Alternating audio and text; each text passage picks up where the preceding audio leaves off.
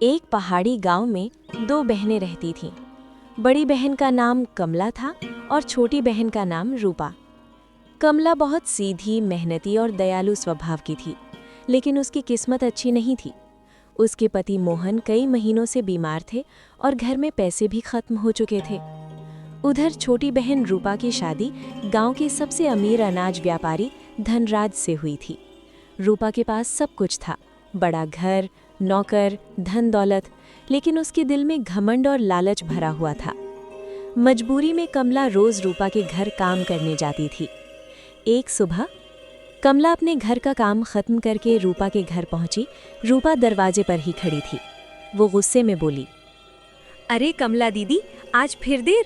तुम्हें पता है ना घर में कितना काम रहता है। माफ करना रूपा, रात भर मोहन की तबीयत खराब थी, इसलिए देर हो गई। ठीक है, अब बहाने मत बनाओ और जल्दी काम शुरू करो। पहले पूरा आंगन साफ करो, फिर गोदाम में रखे अनाज के बोरे ठीक से जमाओ। कमला चुपचाप काम में लग गई। वो पूरे मन से काम करती रही। आंगन चमकने लगा और गोदाम भी साफ हो गया। कुछ देर बाद रूपा बोली, अच्छा सुनो, ये चावल के बोरे रखे हैं, इनमें से अच्छे चावल अलग कर दो और टूटे हुए दाने अलग कर देना। कमला बैठकर धैर्य से चावल साफ करने लगी। काम खत्म होने के बाद वो घर जाने लगी।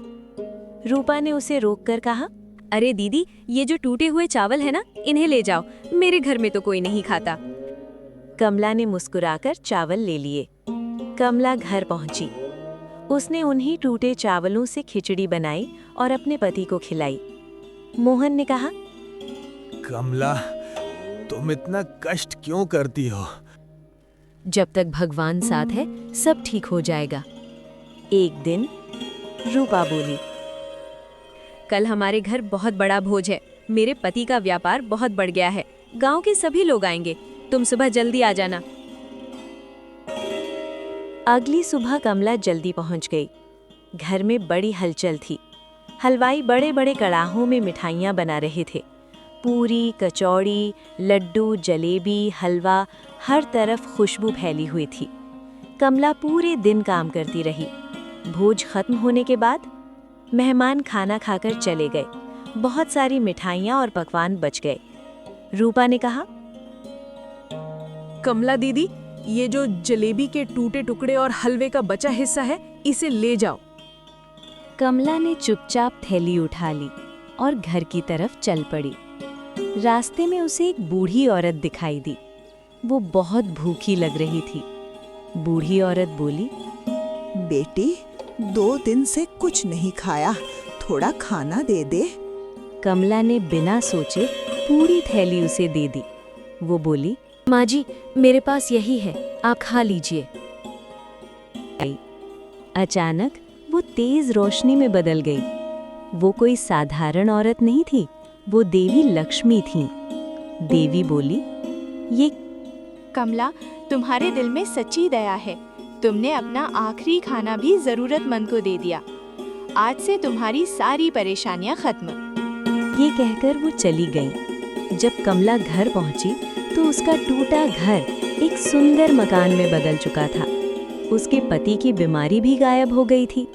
घर में अनाज और धन की कमी नहीं थी। कमला समझ गई कि ये देवी का आशीर्वाद है। जब रूपा को पता चला, रूपा जलने लगी। वो भी उसी रास्ते पर गई और भूखी औरत का इंतजार करने लगी।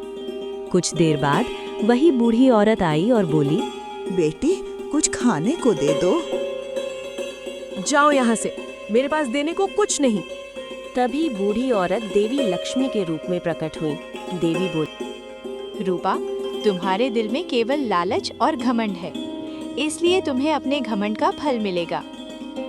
अचानक तेज हवा चली और रूपा का महल झोपड़ी में बदल गया। उसका सारा धन भी गायब हो गया।